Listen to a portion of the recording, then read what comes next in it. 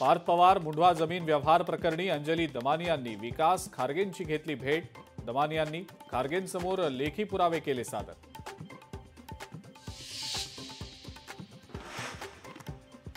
नवाब मलिकांच्या नेतृत्वाला भाजपचा विरोध कायम। राष्ट्रवादीनं नवाब मलिकांना नेतृत्व देऊ नये। मुंबईत मलिकांना नेतृत्व दिलं तर महायुती होणार नाही, आशिष शेलारांची भूमिका।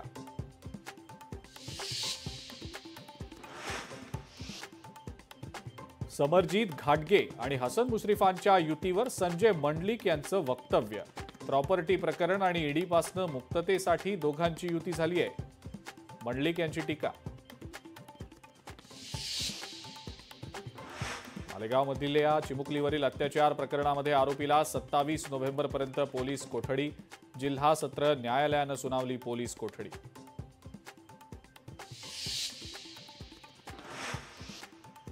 मालेगावमधल्या चिमुकलीवरील अत्याचार प्रकरणात अत्याचार आणि हत्येच्या निषेधार्थ नागरिक आक्रमक। संतप्त नागरिकांवर पोलिसांकडून लाठीचार्ज। गिरीश महाजनांच्या पत्नी साधना महाजन यांची नगराध्यक्षपदी बिनविरोध निवड। एकाचा अर्ज बाद झाला तर 2 उमेदवारांनी माघार घेतल्यानं झाली बिनविरोध निवड। कचरा संकलन भ्रष्टाचार प्रकरणामध्ये आयुक्तांसोबत बैठक घेणार। कचरा गाड्यांमध्ये भ्रष्टाचार होत असेल तर चौकशी होणार। लोकशाही मराठीच्या बातमीनंतर मंत्री आशिष शेलार यांचं आश्वासन।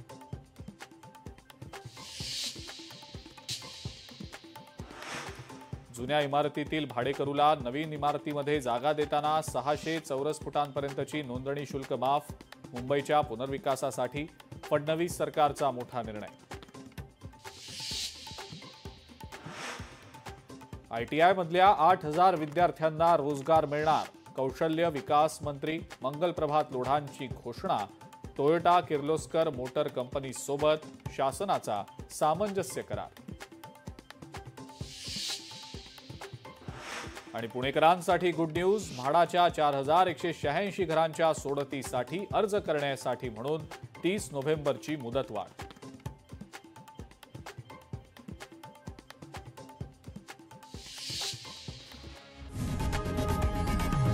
लोकशाही मराठी ऐका, पहा, जागरूक रहा।